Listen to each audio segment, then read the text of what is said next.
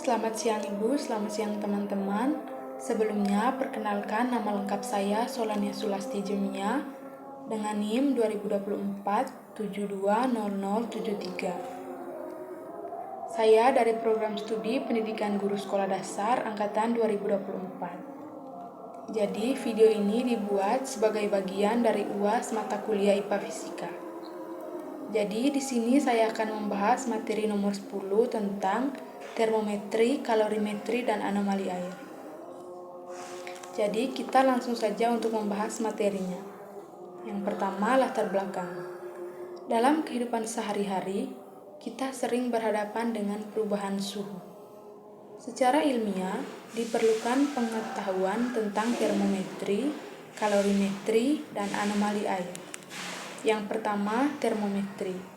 Termometri merupakan ilmu yang mempelajari cara mengukur suhu menggunakan alat seperti termometer. Pemahaman suhu sangat penting dalam berbagai bidang, mulai kesehatan, industri, hingga ilmu cuaca. Alat ini berprinsip perubahan sifat fisik zat akibat perubahan suhu, seperti pemuaian cairan pada termometer air raksa atau alkohol. Perubahan tekanan listrik pada termometri digital atau perubahan tegangan pada termopel. Beberapa jenis termometri yang umum digunakan yaitu yang pertama, termometri air raksa. Termometri air raksa ini akurat, tetapi kini jarang digunakan karena bahaya raksa. Yang kedua, termometri alkohol. Termometri alkohol ini lebih aman digunakan untuk suhu rendah. Yang ketiga, termometri digital. Termometri digital menggunakan sensor elektronik, cepat dan mudah dibaca. Yang keempat, termopel atau IDR. IDR ini digunakan dalam industri sangat akurat untuk rentan waktu yang sangat luas. Yang kedua, kalorimetri.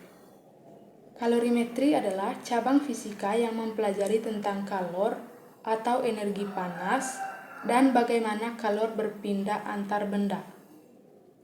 Konsep ini membantu kita memahami proses seperti pemanasan, pendinginan, dan perubahan wujud zat.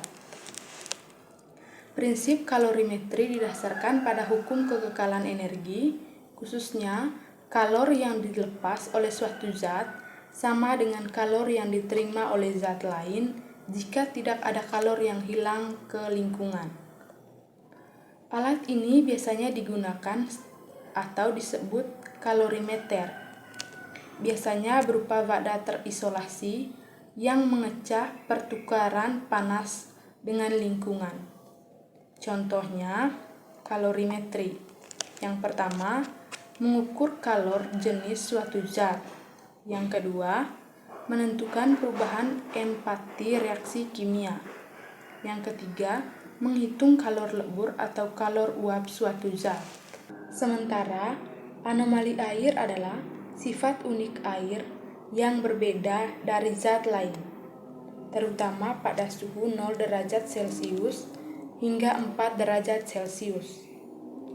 Anomali ini memiliki dampak besar bagi lingkungan, terutama dalam menjaga keseimbangan ekosistem.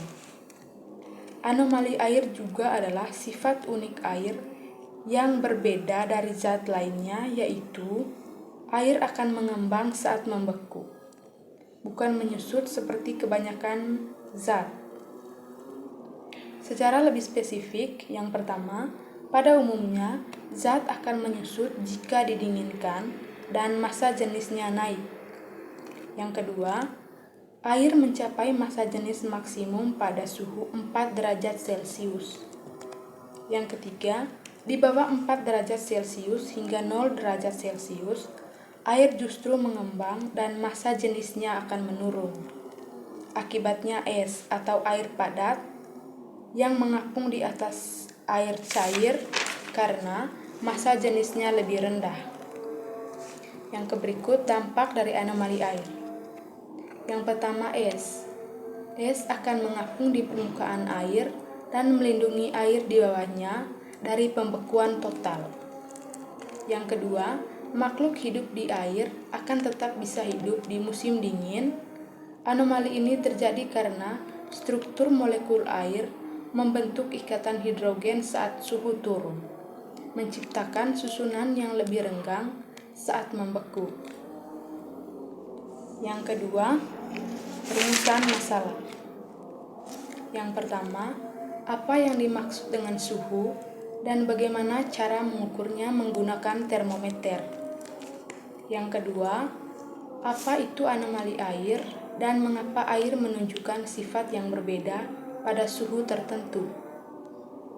Yang ketiga, bagaimana pengaruh anomali air terhadap lingkungan, khususnya ekosistem air dan di daerah bersuhu rendah. Yang ketiga, tujuan. Yang pertama, menjelaskan pengertian suhu dan cara penggunaannya menggunakan berbagai jenis termometer. Yang kedua, menguraikan pengertian dan penyebab anomali air. Yang ketiga, menjelaskan dampak anomali air terhadap kehidupan dan lingkungan, terutama pada ekosistem air. Yang keempat, jawaban dari rumusan masalah. Pertama, pengertian suhu dan cara mengukurnya menggunakan termometer. Jadi, suhu adalah ukuran derajat panas atau dinginnya suatu benda. Secara fisika, suhu menunjukkan energi kinetik. Rata-rata, partikel-partikel dalam suatu zat, maka semakin tinggi suhu suatu benda, semakin cepat gerak partikel-partikel yang ada di dalamnya.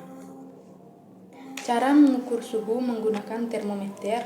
Yang pertama, pilih jenis termometer yang sesuai dengan raksa, alkohol, digital, dan inframerah. Yang kedua, tempatkan atau letakkan termometer pada benda atau objek yang akan diukur. Yang ketiga, tunggu beberapa saat hingga alat menunjukkan angka yang stabil. Yang keempat, baca skala suhu yang ditunjukkan, biasanya dalam satuan Celcius, Fahrenheit, atau Kelvin. Yang terakhir, kesimpulan. Jadi, termometri adalah ilmu yang mempelajari pengukuran suhu. Termometri digunakan untuk mengukur suhu berdasarkan perubahan sifat fisik zat akibat perubahan suhu seperti pemuaian cairan atau perubahan hambatan listrik. Rumus umum termometri adalah Tx sama dengan T kurang T0 per T100 kurang T0 kali X100 kurang X0. Atau secara lebih umum, Tx sama dengan X kurang X0 per X100 kurang X0 kali T100 kurang T0 tambah T0, di mana Tx sama dengan suhu pada skala yang dicari, X sama dengan suhu pada skala pengukuran termometer tertentu, X0 sama dengan nilai skala pada titik beku air biasanya 0 derajat Celcius. X100 sama dengan nilai skala pada titik didih air biasanya 100 derajat Celcius. T0 sama dengan suhu referensi titik bawah biasanya 0 derajat Celcius. T100 sama dengan suhu referensi titik atas biasanya 100 derajat Celcius. Yang kedua, kalorimetri adalah cabang fisika yang mempelajari perpindahan kalor antar zat. Dalam kalorimetri berlaku asas Balok, yaitu bahwa jumlah kalor yang dilepas benda panas sama dengan yang diterima oleh benda dingin. Alat yang digunakan adalah kalorimeter menggunakan rumus Q sama dengan M kali C kali delta T, yaitu Q lepas sama dengan Q terima, atau M1 C1 delta T1 sama dengan M2 C2 delta T2. Keterangannya, Q sama dengan kalor, joule atau kalori. M sama dengan massa zat, kilogram atau gram.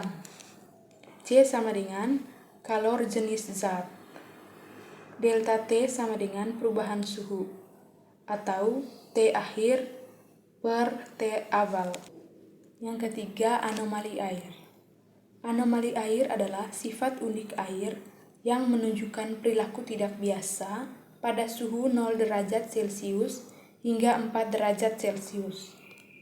Air memiliki densitas tertinggi pada suhu 4 derajat Celcius dan mengembang ketika air didinginkan di bawah suhu tersebut. Hal ini menyebabkan es mengapung di atas permukaan air dan melindungi kehidupan di bawahnya. Penjelasan singkat dari anomali air. Yang pertama, dari 0 derajat Celcius ke 4 derajat Celcius, air menyusut, yaitu volumenya turun dan densitasnya naik. Yang kedua, pada suhu 4 derajat Celcius ke atas, densitasnya maksimum. Yang ketiga, setelah 4 derajat Celcius ke atas, air mulai memuai normal, yaitu volumenya naik, densitasnya turun. Yang keberikut, tidak ada rumus ekstrak sederhana untuk anomali air karena sifat anomali ini bukan linear dan tergantung struktur molekul air atau ikatan hidrogen. Tidak ada satu rumus matematis umum seperti pada pemuaian biasa, namun pendekatan praktis kita dapat menyatakan perubahan volume air mendekati P sama dengan M per V, dengan P sama dengan densitas air, M sama dengan massa air tetap, V sama dengan volume air.